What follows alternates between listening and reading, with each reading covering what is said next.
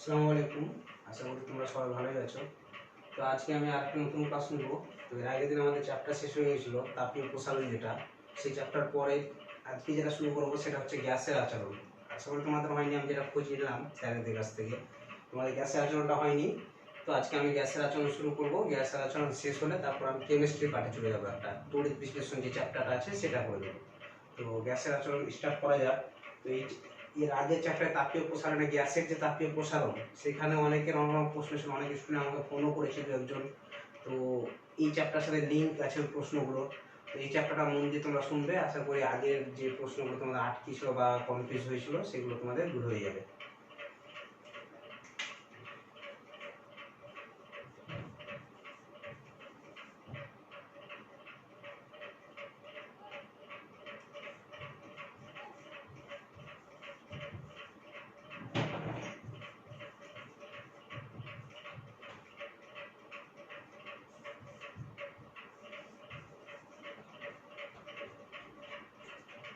এটা আমাদের আজকে চ্যাপ্টার, আমি গ্যাসের আচরণটা করবো। তাহলে এটা করতে গেলে আমাদের প্রথমে যেটা জানতে হবে সেটা হচ্ছে যে গ্যাস যে চাপ প্রয়োগ করে সেই ধারণাটা, বা বায়ু যে চাপ প্রয়োগ করে সেই ধারণাটা কোথা থেকে এলো। এটা কি, যে আমরা জানি গ্যাসের মধ্যে কি, গ্যাসের মধ্যে হচ্ছে যে অণুগুলো থাকে তাদের মধ্যে আন্তরাণবিক যে আকর্ষণটা, ওদের মধ্যে যে আকর্ষণ বলে সেটা কি খুবই কম। একটা পাত্রের মধ্যে যে গ্যাসের অণুগুলো আছে, এগুলো আমি মনে করলাম সব গ্যাসের অণু, এগুলো এদের মধ্যে কি একে অপরের প্রতি আকর্ষণ বলটা কি খুবই কম। এদের মধ্যে আকর্ষণ বলটা যদি কম হয় তার মানে কি এরা প্রসারণ বেশি হবে। আমরা তাপীয় প্রসারণ দেখেছি, অল্প তাপ নিলে এরা কি খুব সহজে প্রসারিত হয়, যার ফলে এরা সবসময় কি প্রসারিত হতে চায়। তো এই ধর্মটা, গ্যাসের প্রসারণ হওয়ার ধর্মটাকে বলা হয় কি গ্যাসের প্রসারশীলতা। তো প্রসারিত হওয়ার জন্য এরা সবসময় কি চারিদিকে র্যান্ডমলি ছুটে বেড়ায়, বিভিন্ন গতিবেগে চারিদিকে ছুটে বেড়ায়, এদের কোনো নির্দিষ্ট দিক থাকে না, কারণ একে অপরের থেকে দূরে সরতে চায়। তো যেহেতু এদের মধ্যে কোনো আকর্ষণ বল নেই, থাকলেও খুবই অল্প, যেটা কোনো ফ্যাক্ট করে না, যার ফলে এগুলো কি পাত্রের দেওয়ালে গিয়ে কি করে ধাক্কা মারে। ধাক্কা মারা মানে কি এক টাইপের চাপ প্রয়োগ করে। তো এখান থেকে অ্যাকচুয়াল ধারণাটা আসে যে গ্যাস পাত্রের দেওয়ালের উপরে চাপ প্রয়োগ করে। কিসের দরুন করে? ওদের নিজস্ব গতিবেগের দরুন। তো গ্যাস কি হয়, গ্যাসের আমি বললাম গ্যাসের আকর্ষণ, নিজের অণুগুলোর মধ্যে আকর্ষণ বলটা কম হওয়ার জন্য এদের প্রসারণশীলতাটা বেশি। এই যে গ্যাস গিয়ে পাত্রের দেওয়ালে ধাক্কা দিচ্ছে, চাপ দিচ্ছে, একে বলা হয় কি গ্যাসের চাপ।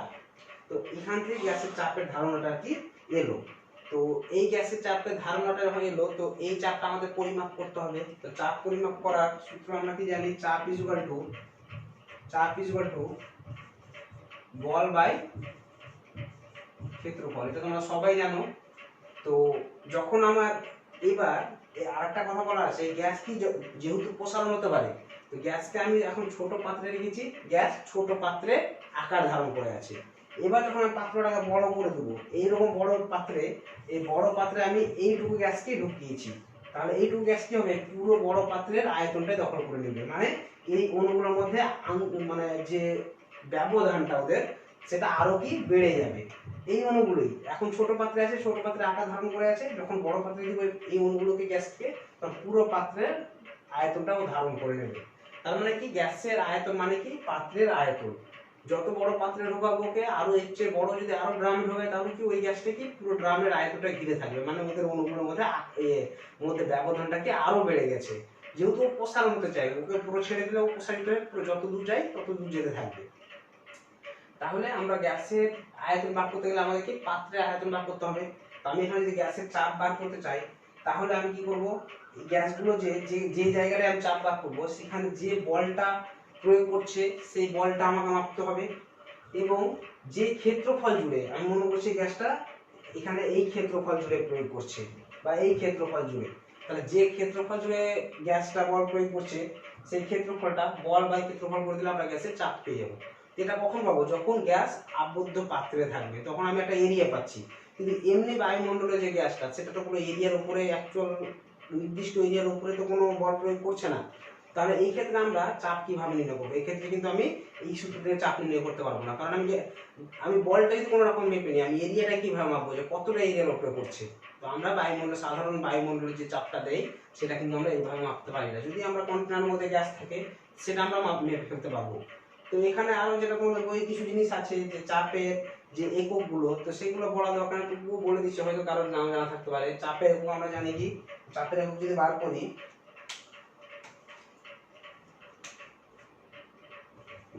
এসআই পদ্ধতিতে চাপের একক কি হবে, বলের একক হচ্ছে কি নিউটন, ক্ষেত্রফলের একক কি এসআই পদ্ধতিতে মিটার স্কয়ার, তাহলে নিউটন পার মিটার স্কয়ার, একে বলা হয় কি পাস্কাল, পাস্কেলও বলা হয়, নিউটন পার মিটার স্কয়ার বা পাস্কেল। সিজিএস পদ্ধতিতে কি পাবো, সিজিএস পদ্ধতিতে পাবো ডাইন পার বর্গ সেমি, তাহলে নিউটন পার মিটার স্কয়ার বা ডাইন পার বর্গ সেমি, এটা আমাদের অ্যাকচুয়াল কি গ্যাসের আমাদের চাপ বা চাপের এককগুলো। তো এটা হয়ে গেল আমাদের একক। এবার আমরা করব যে বায়ুমণ্ডল যখন চাপটা প্রয়োগ করে সেইটা আমরা কিভাবে নির্ণয় করব। এটা তো আমরা কন্টেনারের ভিতরে গ্যাসে বার করলাম, যে প্রসারণে যে ধাক্কা দেয়, যে চাপটা দেয়, সেটা অ্যাকচুয়াল চাপ বার করার সূত্র এটা, কিন্তু গ্যাসের ক্ষেত্রে বা বায়ুমণ্ডলের ক্ষেত্রে আমরা কিভাবে করব সেটা এবার বার করতে হবে।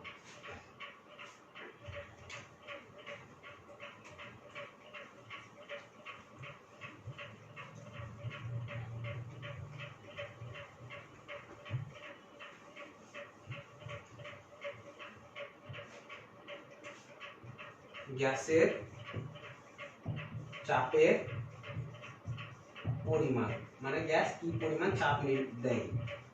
তাহলে বায়ুমণ্ডল, এই যে আমার উপর আমি যে দাঁড়িয়ে আছি পৃথিবীতে, তো আমার চারিদিকে বায়ুমণ্ডল আছে, পাশ থেকে বা উপর থেকে আমাকে কি বায়ু চাপ দিচ্ছে, একটা দিচ্ছে, তো সেই চাপের পরিমাণটা কত, তো সেটা নির্ণয় করার জন্য আমাদের একটু ক্লাস 8 এর জিনিসটা দেখতে হবে, জানতে হবে। তোমরা সবাই করে এসছো যে প্রথম গ্যাসের চাপ পরিমাপ করেন কোন বিজ্ঞানী, বিজ্ঞানী টলিসেলি, কিভাবে একটা পারদ স্তম্ভ ইউজ করে, পারদ ব্যবহার করেও গ্যাসের চাপ নির্ণয় করেছেন, যে গ্যাস কতটা চাপ দেয়। তো সেই পরীক্ষাটা কি একবার জেনে নাও, তাহলে বুঝতে পারবে।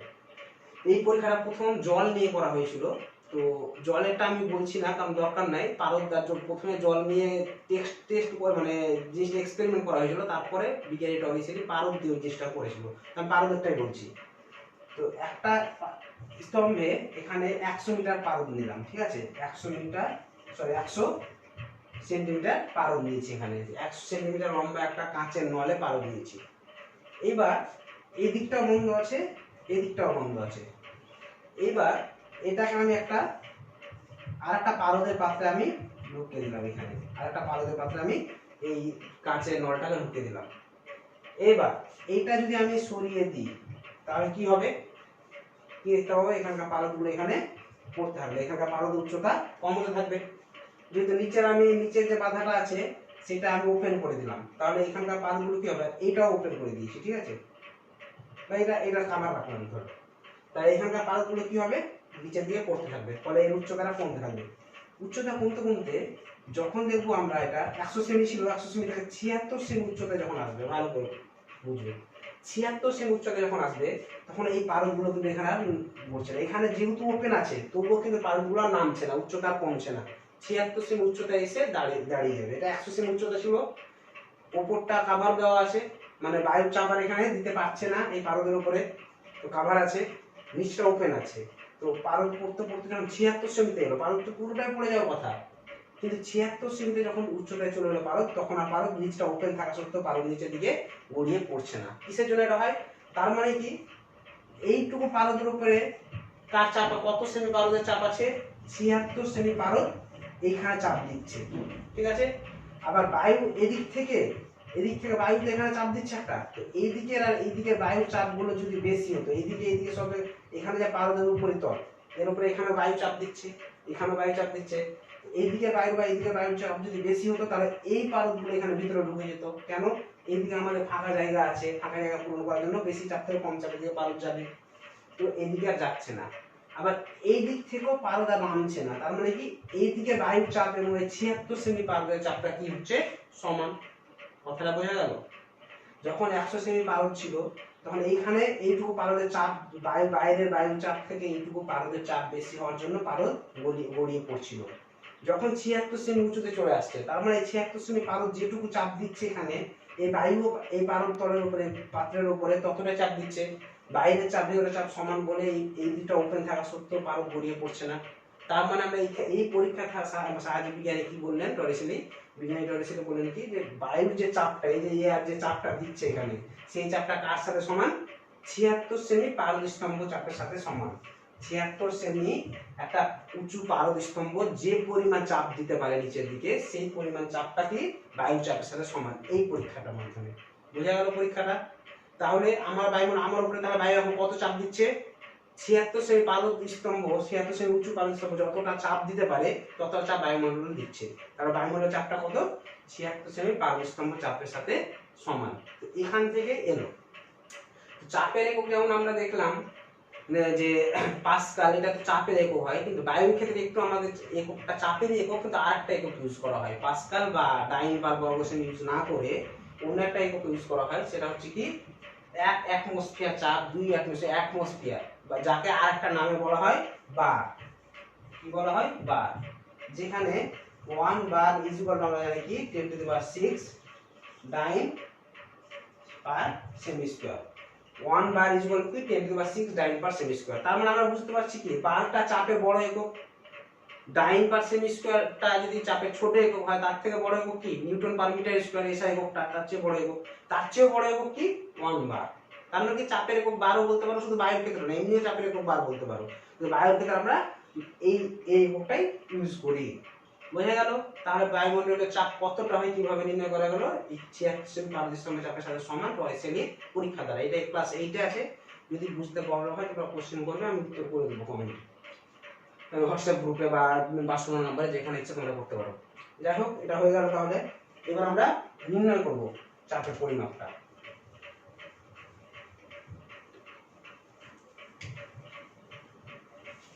চাপের পরিমাপ নির্ণয় করতে গেলে আমরা জানি কি চাপ is equal to P is equal to H dg।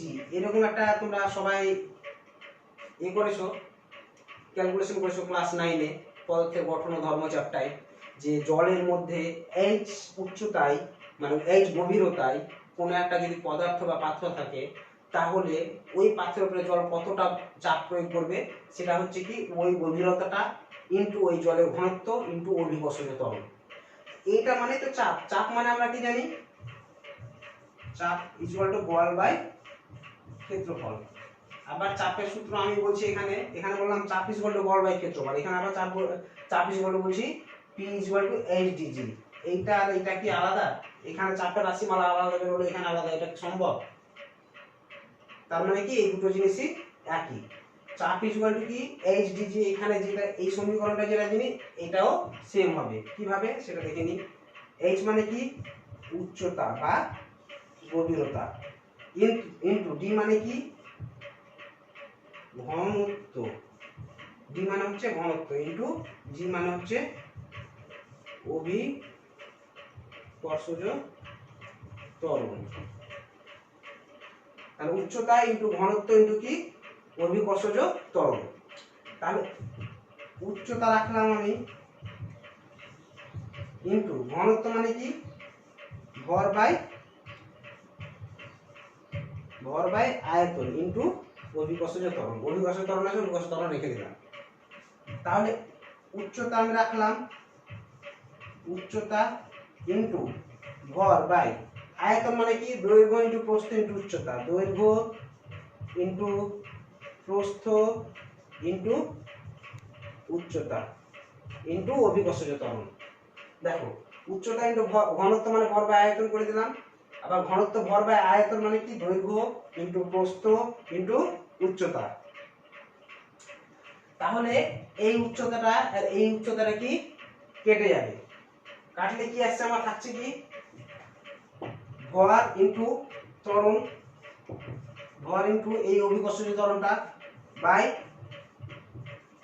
দৈর্ঘ্য ইনটু প্রস্থ। ভর ইনটু ত্বরণ মানে m ইনটু জি, দৈর্ঘ্য ইনটু প্রস্থ মানে কি ক্ষেত্রফল। তাহলে mg মানে কি mg by ma, f equal to কি mg বাই ma, মানে বল মানে কি ভর ইনটু ত্বরণ, ভর ইনটু ত্বরণ মানে কি বল, বল বাই ক্ষেত্রফল। তাহলে এলো এই রাশিটা সেম না, যেটা আমরা বার করেছিলাম। তো আমরা এখন 76 সেমি পারদ স্তম্ভ কতটা চাপ দেয় তার পরিমাপটা বার করব। P equal to H D G চাপ মাপার সূত্র। যখন তরলের মধ্যে বা তরলের ক্ষেত্রে আমরা চাপ নির্ণয় করব, তরলের মধ্যে কোনো একটা বা তরল স্তম্ভের উচ্চতা দ্বারা আমরা চাপ নির্ণয় করবো, তখন এটা সূত্র। এই সূত্রটা মানে কিন্তু অ্যাকচুয়ালি আমাদের বল বাই ক্ষেত্রফল কিভাবে আসে দেখে নাও, দেখে নাও একবার পোজ করে দেখে নেবে জিনিসটা। সিম্পল ওয়েতে আমি ভেঙে দিয়ে আমি এটা ইকুয়াল টু এটা বার করে দিয়েছি। কনফিউশন কোনো ব্যাপার নাই যে স্যার চাপে কখন কোনটা সূত্র দেবো, কখন এইটা বলছেন, কখন এটা, তুমি যে কোনটা সূত্র দিতে পারো। কিন্তু তুমি যখন পাচ্ছ আয়তন আর উচ্চতা, তখন তুমি এই সূত্রটা কেন দেবে? এই সূত্রটা কখন দেবে? যখন তুমি ডাইরেক্ট বল পেয়ে যাচ্ছ বা ভর ত্বরণ পেয়ে গেছো, ক্ষেত্রফল পেয়ে গেছো, তখন তুমি এই সূত্রটা, তুমি যে রাশিগুলো পাবে সেই রাশিগুলো ইউজ করে চাপ নির্ণয় করবে। তাহলে যে রাশিগুলো পাবে তার উপর ভিত্তি করে তুমি সূত্র দেবে, যে রাশিগুলো তুমি পেয়েছো তার উপর ভিত্তি করে কোনটা সূত্র দিতে হবে সেটা তোমাকে বেছে নিতে হবে।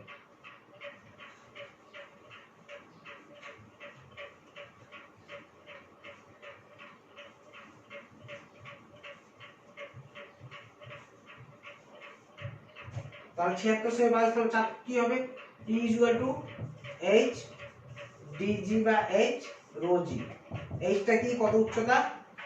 এই পারদ স্তম্ভের নলটার উচ্চতা কত? কতটা পারদ আছে এখানে? 76 সেমি। তাহলে এখানে যে চাপটা দিবে উচ্চতাটা হচ্ছে কি 76 সেমি। 76 ইনটু পারদের ঘনত্ব আমরা কত জানি? এখানে পারদ আছে, এখানে তরলের ঘনত্ব 13.6 ইনটু অভিকর্ষের ত্বরণ কত? 980 বা 981। এটা ক্যালকুলেশন করলে আসছে তোমার 1.013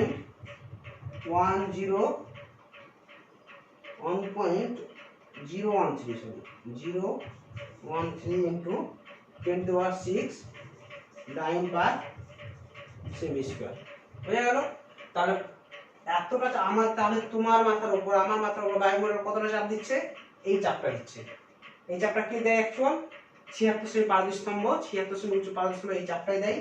আর এই চাপটা কি বায়ুমণ্ডলের চাপের সাথে সমান, সেটা টয়েসেল পরীক্ষার মাধ্যমে আমরা দেখে নিয়েছি। তাহলে বায়ুমণ্ডলের চাপ কত? এইটা। তাহলে এইভাবে আমরা বায়ুমণ্ডলের চাপ নির্ণয় করলাম।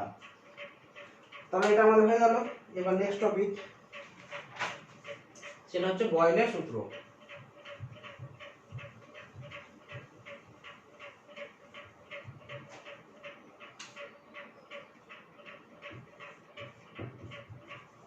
বয়েলের সূত্র। তো বিজ্ঞানী রবার্ট বয়েল কি করেন 1662 খ্রিস্টাব্দে গ্যাসের চাপ এবং আয়তন একটা সম্পর্ক আছে, আমরা জানি উষ্ণতা, চাপ এবং আয়তনের মধ্যে কি হচ্ছে একটা সম্পর্ক আছে।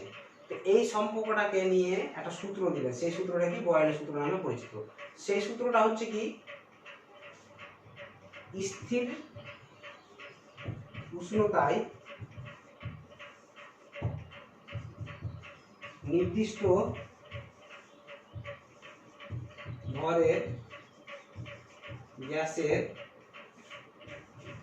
চাপ তার আয়তনের সাথে ব্যস্তানুপাতিক। সূত্রটা কি বলছেন? যে আমরা জানি চাপ এবং আয়তনের একটা সম্পর্ক থাকে, যে চাপ বাড়ালে কি হয়? আয়তন কমে। সেই সূত্রটাই বলছেন বয়েলের সূত্র থেকে সেটা এসছে যে যখন উষ্ণতা স্থির রাখবো, মানে উষ্ণতা যে কোনো একটা নির্দিষ্ট টেম্পারেচার রাখবো, উষ্ণতা যদি স্থির রাখি তার নির্দিষ্ট ভরের গ্যাসের একটা নির্দিষ্ট ভরের গ্যাস নিব, সেই ভরের গ্যাসের চাপ তার আয়তনের সাথে কি হবে? ব্যস্তানুপাতি হবে। তার মানে আমরা চাপ বাড়ালে আয়তন কি হয়ে যাবে? কমে যাবে। চাপ কমালে কি হবে? আয়তন বেড়ে যাবে। সেটা আমরা জানি প্র্যাকটিক্যালি। তাহলে এটা হচ্ছে আমাদের কি বয়েলের সূত্র। একে যদি একটু ব্যাখ্যা করি, তো আমি মনে করলাম যে এখানে ধ্রুবক কোন দুটো পার্ট? উষ্ণতাটাকে ধ্রুবক ধরেছে। একটা ধ্রুবক পার্ট হচ্ছে উষ্ণতা এবং 2 নম্বর ধ্রুবক পার্ট কি? ভর। মানে উষ্ণতার ভর চেঞ্জ করা যাবে না। তাহলে এই দুটো যদি স্থির থাকে, ভর চেঞ্জ করলে আবার একটা অন্যরকম চলে আসবে। যে প্রথমে তুমি অল্প ভরের গ্যাস নিয়ে তুমি চাপ বাড়িয়েছো, আয়তন যত রকম হয়েছে, পরে অনেক বেশি ভরে নিয়ে গেলে দেখতে পাবে তার চেয়েও কম ভরে নিয়ে গেলে আয়তন হয়তো বেড়ে যাচ্ছে। তো সেখানে ব্যাপারটা আলাদা হয়েছে। এই দুটো পার্ট বা উষ্ণতার ক্ষেত্রে উল্টো দেখা যেতে পারে।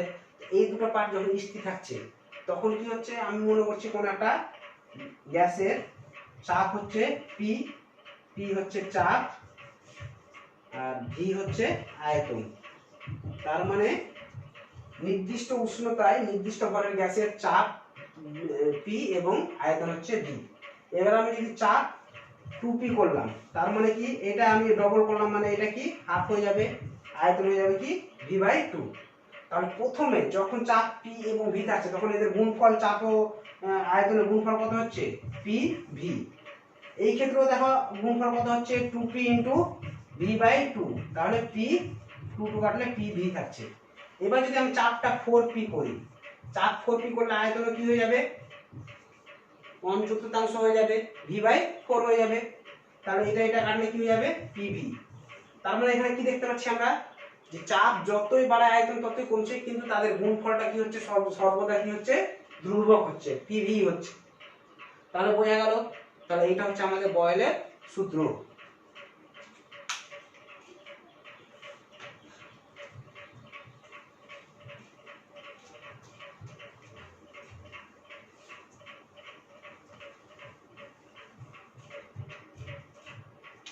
তাহলে বয়েলের সূত্রের গাণিতিক রূপ, বয়েলের সূত্রের গাণিতিক রূপ। এখানে কি পি ভ্যারিয়াস কি 1/v, যেহেতু চাপটা আয়তনের সাথে কি ব্যস্তানুপাতিক, তার পি ভ্যারিয়াস হচ্ছে কি 1/v। তাহলে আমি মনে করলাম P1 চাপে আয়তন ছিল কি গ্যাসের কত V1 ছিল, যেখানে কিন্তু আমাদের কি ভর এবং উষ্ণতা, ভর ও টেম্পারেচার এই দুটো কি ধ্রুবক, নির্দিষ্ট উষ্ণতায় বা স্থির উষ্ণতায় নির্দিষ্ট ভরের গ্যাসে। তাহলে P1 চাপে V1 আয়তন ছিল, P2 চাপে V2 ছিল, P3 চাপে আয়তন হলো V3। তাহলে P1 ভ্যারিয়াস V1, তাহলে P1 সমান K ইনটু 1/V1, তাহলে K ইকুয়াল টু কত P1 ইনটু V1। তাহলে এটা আমাদের প্রথম বেরোলো, প্রথম সমীকরণ। তাহলে ধ্রুবক এখানে কি এটা কেন আসলাম, এই ভ্যারিয়াসটা সরানোর জন্য একটা ধ্রুবক লাগবে। সেরকমই আবার P2 ভ্যারিয়াস 1/V2, তাহলে P2 সমান K বাই V2, তাহলে K equal to P2 V2। তাহলে আমরা বুঝতে পারছি কি P1 V1 ইকুয়াল টু প্রত্যেকটা একই বেরোবে, P2 V2 equal to P3 V3 equal to K, মানে প্রত্যেকটারই গুণফল কি হচ্ছে ধ্রুবক। তাহলে নির্দিষ্ট উষ্ণতায় নির্দিষ্ট ভরের গ্যাসের ক্ষেত্রে চাপ এবং তার আয়তনের গুণফলটা কি হয় ধ্রুবক হয়, যে কোনো গ্যাসের ক্ষেত্রে P1 V1 ওদের গুণফলের মান কি হয় একই সেম হবে। তাহলে P1 V1 into P2 V2, মানে তুমি চাপ যত বাড়াবে তত আয়তন কমে যাবে, তাহলে ওদের গুণফলটা সব সময় কি হয়ে যাবে সেম থাকবে। তাহলে সেটা বলছি আমরা ধ্রুবক কে। তাহলে এইটা হয়ে গেল আমাদের বয়েলের সূত্র, শেষ হয়ে গেল। এটাই হচ্ছে বয়েলের সূত্রের গাণিতিক রূপ, এইটাই এটা হচ্ছে বয়েলের সূত্রের গাণিতিক রূপ। এই যাও, ডিস্টার্ব হচ্ছে না, লাগিয়ে দাও জানাটা।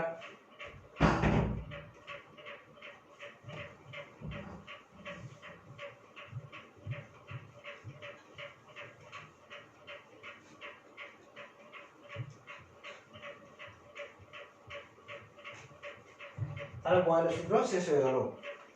এবার আমরা এখান থেকে একটা ম্যাথ আছে, ম্যাথগুলো করার আগে আরেকটা জিনিস বলে দিই তোমাদের, একটা এখানে দেখবে এখানে একটা জিনিস ছোট্ট করে ছকে দিয়েছে আদর্শ গ্যাসের চাপের রাশিমালা। যেখানে দিয়েছে রাশিমালাটা দিয়েছে চাপ equal to P equal to দিয়েছে 1/3 mn c square by v equal to 1/3 rho c square, যেখানে রোটা হচ্ছে গ্যাসের ঘনত্ব। তো আদর্শ গ্যাসের চাপটা, চাপের রাশিমালা এইটা। আমরা যেমন এমনি পারো এই বায়ুমণ্ডলের চাপটা কত পেলাম P ইকুয়াল টু HDG, তারপরে ওখান থেকে বার করলাম একটা দিয়ে পেলাম 1.013 × 10⁻³ সামথিং পেয়েছিলাম। তো এইটা হচ্ছে আদর্শ গ্যাসের চাপমালা, চাপের রাশিমালা। এই সূত্রটা অ্যাকচুয়াল কোথা থেকে এলো এটা আমি পড়েছিলাম গ্রাজুয়েশনে, কিন্তু এখন আমার মনে পড়ছে না। তো সেটা যখন জানার জন্য আমি তোমাদের বই দেখলাম, কোথা থেকে এলো নেই, রায়মার্টিন দেখলাম নেই, তো জিনিসটা আমি খুঁজে পাচ্ছি না। তো আমি চেষ্টা করছি কোথাও দেখতে হবে আমাকে, বা ইউটিউব বা নেট থেকে আমি দেখে পরের দিন জিনিসটা একটু ব্যাখ্যা করে দেবো। এখানে একটু বলে দিই, যেখানে বিটা হচ্ছে চাপ, ভিটা হচ্ছে কি টোটাল গ্যাসের আয়তনটা হচ্ছে কি ভি, তাহলে ভি আয়তন গ্যাসের প্রতিটি অণুর একটা অণুর ভর কত হচ্ছে এন, ঠিক আছে, এবং একক আয়তনে কত সংখ্যক অণু আছে এন সংখ্যক। ভি আয়তনে গ্যাসের একক আয়তনে এন সংখ্যক অণু আছে, আর প্রত্যেকটা অণুর ভর হচ্ছে এম, আর সিটা হচ্ছে কি ওই এর আরএমএস বেগ। আরএমএস বেগ means root mean square velocity. RMS বেগ মানে কি বললাম, রুট মিন স্কয়ার ভেলোসিটি। আমরা বেগ সাধারণত দু রকমের পাই, একটা হচ্ছে কি অ্যাভারেজ ভেলোসিটি যেটাকে আমরা গড় বেগ বলি, আর একটা হচ্ছে কি রুট মিন স্কয়ার ভেলোসিটি। তো অ্যাভারেজ বেগ কখন আমরা পাই, যখন আমরা কোনো একটা গতিবেগে যাচ্ছি, প্রথমে আমি 10 এ গেলাম, পরে 15 তে গেলাম, তো তারপরে 20 গতিবেগে গেলাম, তো সেখান থেকে আমরা একটা কি অ্যাভারেজ গতিবেগ বার করি। তো কারণ ওখানে একটা গতিবেগ আমরা পাই। কিন্তু যখন গতিবেগের কোনো নির্দিষ্ট দিক থাকে না, কখনো এদিকে যাচ্ছে আবার এদিকে যাচ্ছে, মানে নিট গতিবেগটা যখন জিরো, সেখানে আমাদের কি হচ্ছে এই গতিবেগটা বার করা যায়। যেমন গ্যাসের ক্ষেত্রে কি একটা পাত্রে গ্যাস যদি থাকে, এবার এদিকে যাবে, আবার আমার পাত্রে থাকা এদিকে আসছে, তাহলে ওর নিট বেগটা কি হচ্ছে ঘুরে ঘুরে একই জায়গায় চলে আসছে।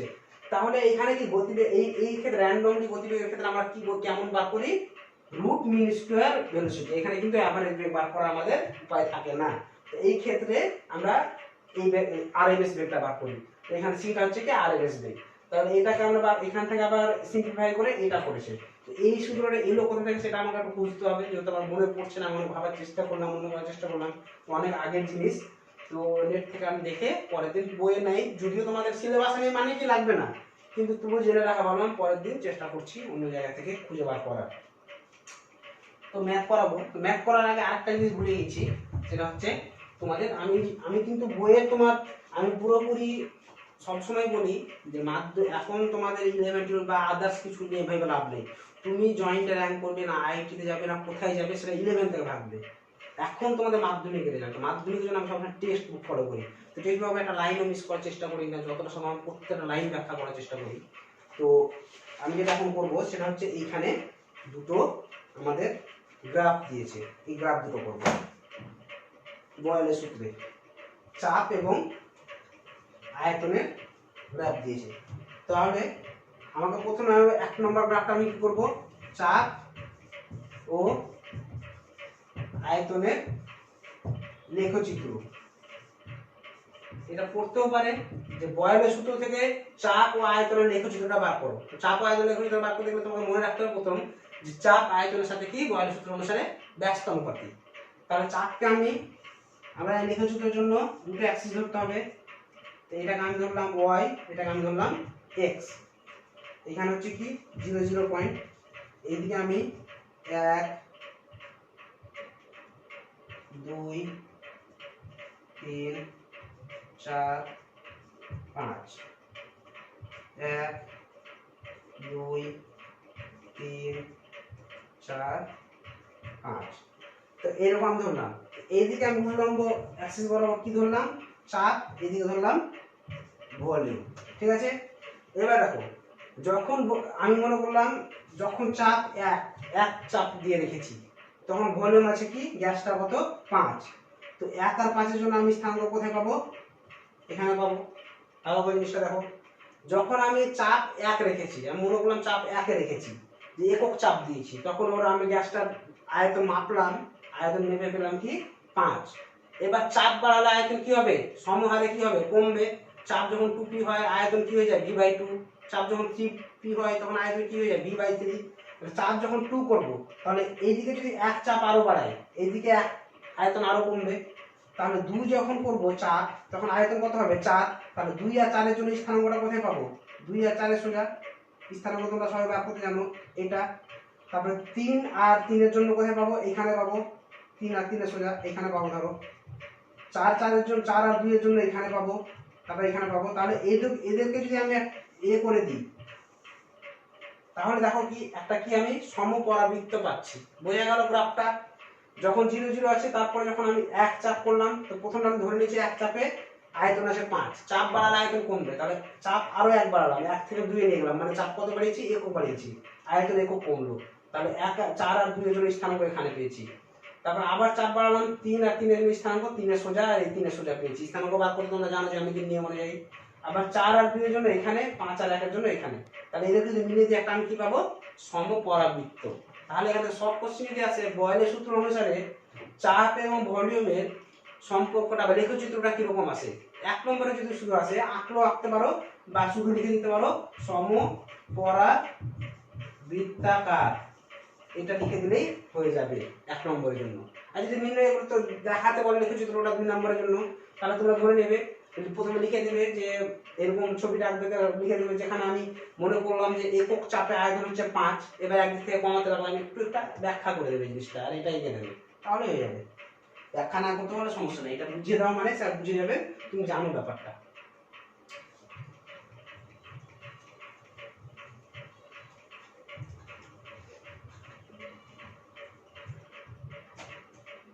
এবার পিভি বয়েলের সূত্র অনুসারে কিন্তু পিভি বনাম চাপ বনাম আয়তন দিয়েছে না চাপে, দেখি হ্যাঁ চাপে পিভি বনাম পি এর লেখো চিত্র। চাপ পিভি বনাম পি, পিভি মানে কি চাপ এবং আয়তনের গুণফল, তাহলে এখানে আমি এটাকে ধরবো পিভি, এটাকে ধরবো কি অনুভূমিকটাকে ধরবো পি।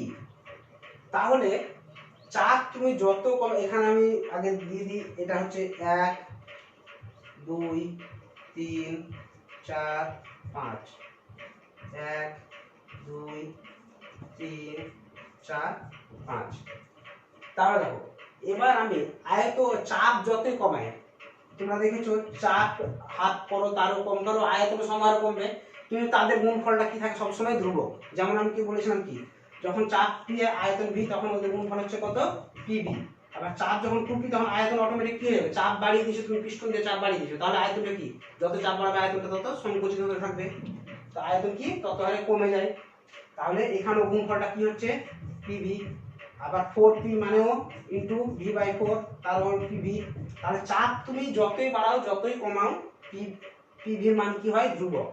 আমি মনে করলাম একক চাপে চাপ যখন 1 একক দিয়ে রেখেছি তখন আমার পিভির মান হয়েছে কত 4, 4 1 5ও ধরতে পারো 3ও ধরতে পারো 2ও ধরতে পারো, আমি মনে করলাম এটা 4, আর একক চাপে আমার পিভির মান কত 4, 4 না ধরে তোমরা 2 ধরে নাও, 2 ধরে নাও, তাহলে একক চাপে আমার পিভির মানটা পেয়েছি 2, তাহলে 2 আর 1 এর জন্য স্থানাঙ্ক আমি এই 1 এর সোজা এবং 2 এর সোজা পাবো। এবার আমি চাপ বাড়িয়ে 2 করলাম, চাপ যত বাড়াবো তত হারে আয়তন কমবে, তাহলে চাপ আর আয়তনের গুণফলটা কি হয়ে যাবে ধ্রুবক হয়ে যাবে। তাহলে চাপ আবার যদি আমি বাড়াই, তাহলে চাপ বাড়িয়ে দিলে কি হবে আয়তন কমে, আবার পিভির মান কোথায় পাবো আমি, চাপ বাড়ালো পিভির মান 2 এ পাবো। ধ্রুবক মানে কি এটা কি বাড়বে, পিভিটা বাড়বে, চাপ বাড়াচ্ছি তো পিভিটাকে 3 4 5 6 যাবে, যাবে না, কেন এটা আমরা জানি পিভির মান সবসময় ধ্রুবক হয়। তো প্রথমে ধ্রুবক মানে কনস্ট্যান্ট, তাহলে প্রথমে যদি 2 হয় পরে কনস্ট্যান্ট রাশি পাবো 2ই পাবো, তাহলে চাপ যখন বাড়িয়ে দিলাম তখন আমি এই 2 এর সোজা 2 2 এর জোড় স্থানাঙ্ক এখানে পাবো, চাপ যখন আরো বাড়িয়ে 3 করে দিলাম তখন আমি এখানে পাবো 3 এর সোজা আর 2 এর সোজা, যেহেতু পিভির মান 2ই থাকবে, আবার 4 এর সময়ও এখানে পাবো 5 এর সময়ও এখানে পাবো, তাহলে এদেরকে আমি জুড়ে দিলে কি পাবো একটা সমান্তরাল সরলরেখা। তাহলে এখানে যদি পড়ে পিভি বনাম পি এর লেখচিত্রটি কেমন হবে, তুমি কি লিখবে, বয়েলের সূত্র অনুসারে পিভি বনাম পি এর লেখচিত্রটি হবে পি রেখার সমান্তরাল, কার সমান্তরাল চাপের সমান্তরাল, শুধু এটুকু বলে দিলে হয়ে যাবে। আর যদি 2 নম্বর যেন আঁকতে না আঁকতে হবে, লেখচিত্রটা হবে কি চাপের রেখা চাপের সমান্তরাল বা চাপ রেখার সমান্তরাল, চাপের সমান্তরাল, বাস দুটো গ্রাফ আছে হয়ে গেল। গ্রাফগুলো আশা করি বোঝা উচিত যেভাবে আমি বোঝালাম, যদি সমস্যা হয় তাহলে পরের দিন আবার বলবো। ম্যাথ করিয়ে দিই, বয়েলের সূত্র শেষ, এর পরের দিন চার্লসের সূত্র শুরু হবে, তো ম্যাথ দেখিয়ে দিই, ম্যাথগুলো তোমরা নিজেরাই পারবে। বয়েলের সূত্রে দেখো ম্যাথ একটা প্যাটার্নে আসবে, কিরকম প্যাটার্নে, তোমাকে p1 v1 দেওয়া থাকবে, p2 দেওয়া থাকবে, v2 বার করতে বলবে, বা p2 v2 p1 দেওয়া থাকবে, v1 বার করতে বলবে। তো একটা আমি ম্যাথ দেখিয়ে দিচ্ছি, ঠিক আছে, তো ম্যাথটা দেখে নাও। বলছে তোমরা বই দেখবে একটা নির্দিষ্ট উষ্ণতায় উষ্ণতা নির্দিষ্ট এবং ভর নির্দিষ্ট বলে দেবে বয়েলের সূত্র অনুসারে, যেহেতু ম্যাথ 70 সেমি চাপে কোনো গ্যাসের আয়তন 14.2 লিটার, 70 সেমি চাপ যখন আছে চাপে আয়তন 14.2 লিটার, এবং একই উষ্ণতা ওই উষ্ণতাতে 81 সেমি চাপে ওই গ্যাসের আয়তন কত হবে, এখানে তারপর বলছে 81 সেমি চাপে আয়তন কত হবে, আয়তন কত হবে মানে আমরা p1 কত দিয়েছি এখানে 70 সেমি, v1 এই চাপে আয়তন কত 14.2 লিটার, আবার p2 টা আমার কত দিয়ে দিয়েছে 81 সেমি, তাহলে v2 টা আয়তন কত আছে v2 চেয়েছে, তাহলে আমরা কি জানি p1 v1 p2 v2 ধ্রুবক, তাহলে p1 v1 p2 v2 হয়, তাহলে এখানে আমরা চেয়েছি কি V2, তাহলে V2 ইকুয়াল টু কি P1 V1 বাই P2, তাহলে V2 ইকুয়াল টু P1 এর মান বসিয়ে দাও 70 ইনটু P1 বাই P2 মানে কি কত 81 ইনটু V2 মানে কি 14.2, তাহলে এখানে V2 পরিমাণ কত পাবো V1 এর 14.2 মানে V2 পাবো আমি 34.74 লিটার। কিছু আছে কি তোমাকে তিন রকমের চাপ দিয়ে দিয়েছে, একটা বার করতে বলেছে P1 V1 থেকে বার হয়ে যাবে। আরেকটা অঙ্ক দেখো তিনটে অঙ্ক দিয়েছে, তিনটে একই রকম, মানে এই টাইপ অঙ্ক ছাড়া আর অন্য কিছু আসে না, অন্য কিছু আসার জায়গা নাই এখানে, একটাই সূত্র, এখান থেকে অঙ্ক আসবে। আরেকটা দেখিয়ে দিচ্ছি দেখো 3 নম্বরটা দেখিয়ে দিই।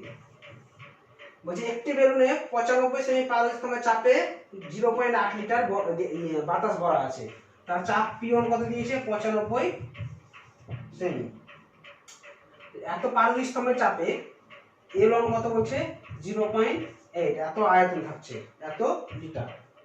আবার বলছে যদি উষ্ণতা অপরিবর্তিত রেখে চাপ কমিয়ে 76 সেমি করা হয়, P2 কত করা হলো 76 সেমি, তাহলে এবার কি এখানে L1 না করে V1, তাহলে V2 টা কত চেয়েছে কিচ্ছু না P1 V1 = P2 V2, তোমার চেয়েছে V2, তাহলে V2 = P1 V1 by P2, এখানে রাশিগুলো বসিয়ে দেবে, যেটা আসবে সেটাই, কিচ্ছু না আর। 2 নম্বর অঙ্কটাও সেম, ঠিক আছে। তাহলে আজকে শেষ হয়ে গেল, পরের দিন আমি এখান থেকে শুরু করব।